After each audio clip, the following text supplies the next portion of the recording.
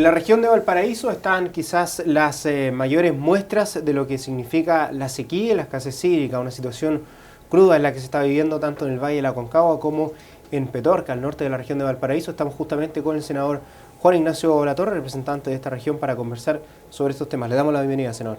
Muchas gracias por la invitación. Se hace cargo de alguna forma de tomar también esta bandera de lucha de muchas personas que llevan un buen tiempo dando cuenta de esta realidad, pero la que muchos a lo mejor en su momento no escucharon, y ahora al ver estas consecuencias que son bien críticas en la zona y que usted ha podido presenciar también en terreno, dan cuenta de que tal vez se está reaccionando tarde en este tema.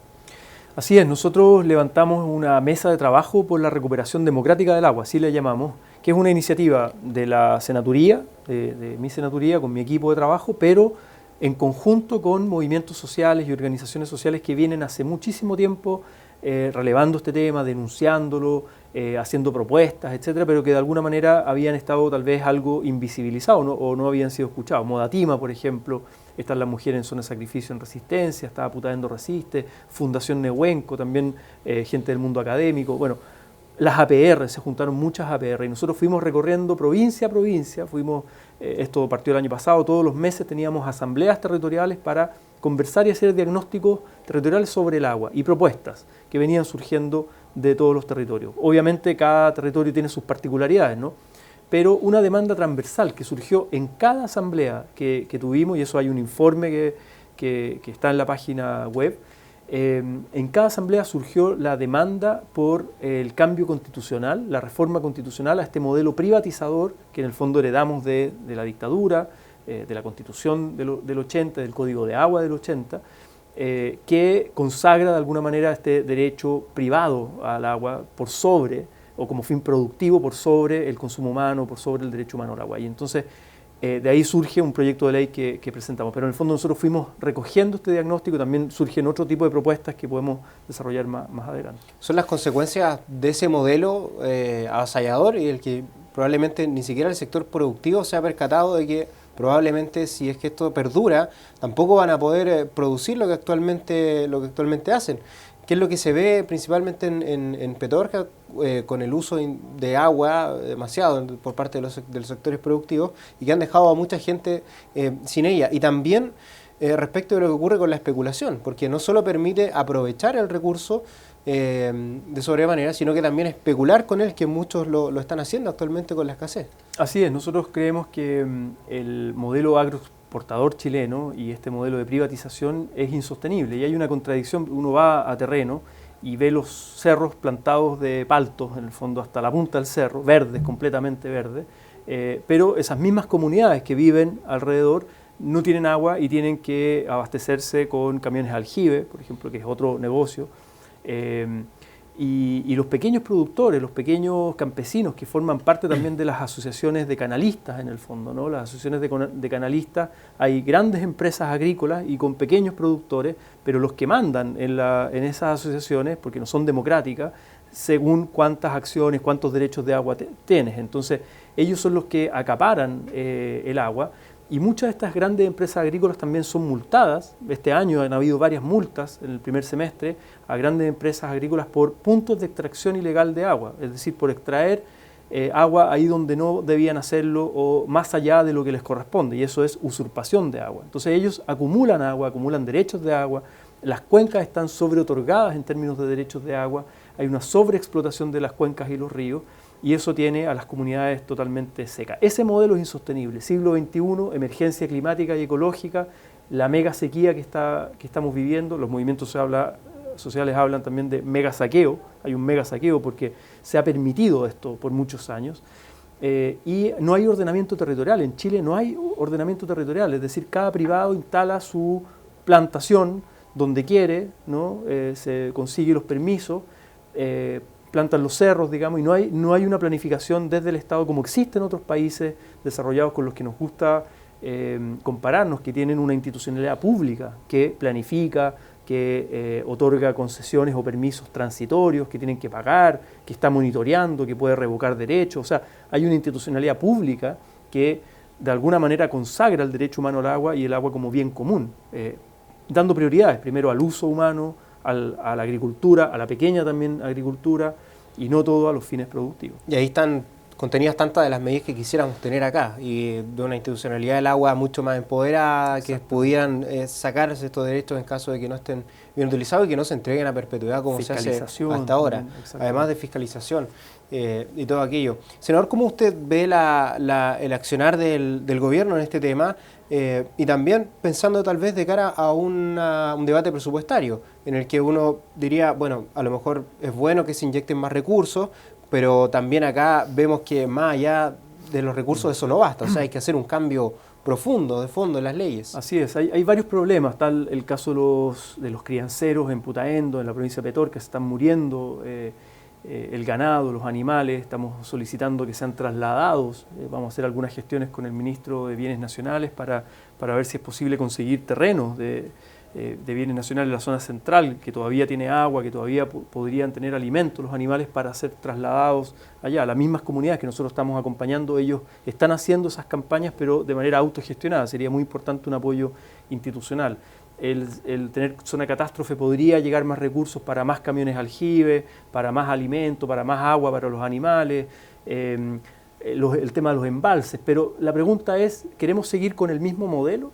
Esa es la pregunta. El ministro de Agricultura dice Chile tiene que seguir siendo una potencia agroalimentaria y agroexportadora, pero con este mismo modelo, es decir, vamos a inyectar más recursos para seguir favoreciendo a las mismas grandes empresas, o tenemos que hacer un cambio de diversificación productiva de la misma agricultura, que sea una agricultura agroecológica, más eficiente en el uso de agua, no solo con monocultivos, sino con una diversidad, ¿no? Protegiendo la biodiversidad. Es decir, hay muchas medidas que se podrían tomar, pero que acá el gobierno uno lo ve siguiendo con más de lo mismo en el fondo. Le mete más recursos, zona de catástrofe, eso implica más recursos, pero para más de lo mismo, ¿no?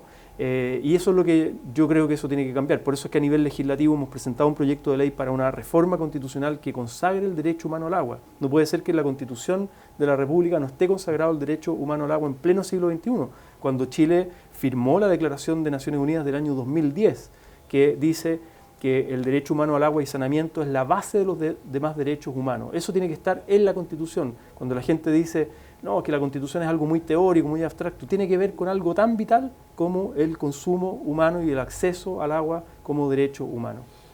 Y también considerando el daño al medio ambiente que produce todo esto, ¿no? Porque aparte baja el cambio climático, hay menos precipitaciones, los glaciares, o sea, tiene toda una cadena que se ve afectada, ¿no? Este tema da para mucho. Da para mucho. Pero sí, yo quería llevarlo a otro tema que también tiene que ver con la región de Valparaíso.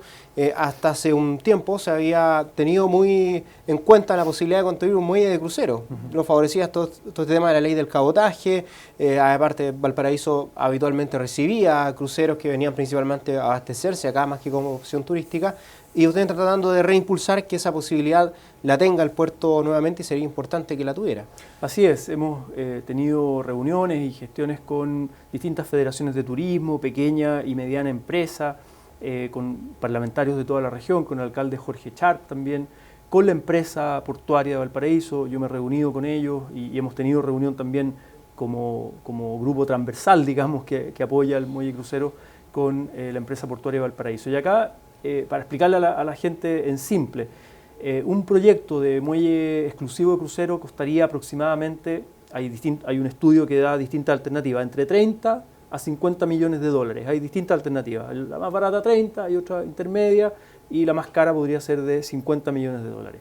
Si uno hace un análisis, que es lo que hizo el estudio de la EPB, solo desde la rentabilidad económica, claro, no es rentable económicamente porque la supuesta demanda, a largo plazo no se recupera esa inversión.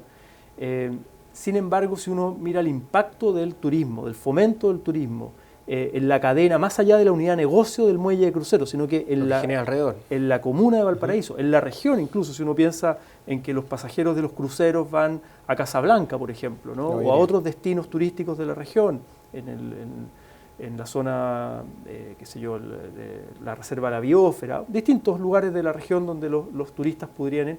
Eso tiene un impacto económico mucho mayor y un ecosistema que se moviliza en el fondo, ¿no? A nivel de pequeñas y medianas empresas de transporte, de hoteles, de restaurante, comercio, artesanía, etcétera, etcétera.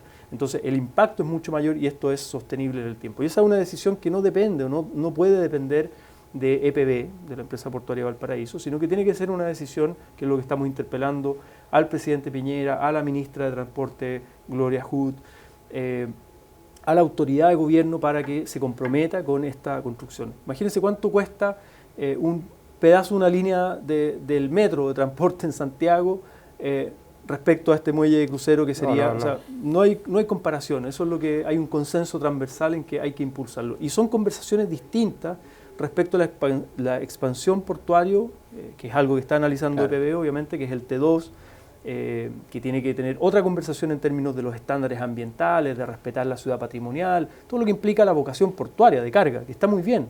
Y ese diseño se tiene que hacer, tiene que ser ojalá otro diseño que suba más estándares ambientales, sociales y de legitimidad con una ciudad patrimonial como Valparaíso, pero lo que es política de fomento de turismo, muelle crucero es una decisión del Estado a largo plazo, se lo puede construir el Estado perfectamente, y el impacto en rentabilidad social va a ser mucho mayor que la que solo se analiza en el fondo si es la unidad de negocio del muelle crucero. Hoy día hay 100.000 pasajeros que están llegando a la región de Valparaíso, aproximadamente 80.000 van a San Antonio y 20.000 a Valparaíso.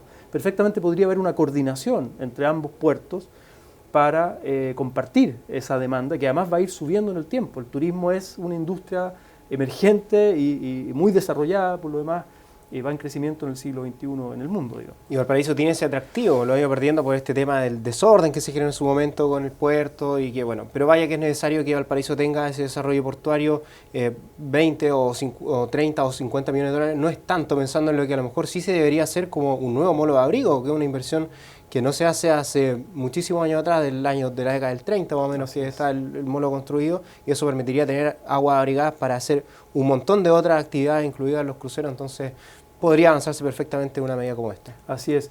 Yo quisiera agregar y tal vez intercalar, estamos en la contingencia del presupuesto ahora, empieza el presupuesto, obviamente estas decisiones van por otro lado, pero hay un tema que me preocupa mucho para la región de Valparaíso, que a propósito del contexto de mega sequía, son los posibles incendios que puedan haber este verano en la región. Espero que me equivoque, espero que no lo haya, pero tenemos que prepararnos en el fondo y tener un fondo de contingencia para emergencias que van a venir climáticas. Y esos son temas que hay que discutirlos ahora en presupuesto. Quería pasar ese aviso que vamos a estar trabajando en esas propuestas y ojalá en esa conversación, en esa negociación con el Ejecutivo para que considere que esta región, particularmente la región de Valparaíso, además con el nivel de estancamiento económico, tiene que darle un impulso y un apoyo especial. Sí, la propia CONAF también ha advertido respecto de lo que pudiera pasar con todo un ambiente mucho más seco de lo habitual para este verano. Senador, le agradecemos por haber venido a conversar con nosotros. Muchas gracias por la invitación, que estén muy bien. Nosotros los invitamos a ustedes a que puedan revisar esta entrevista en sus repeticiones y que estén atentos a estas entrevistas también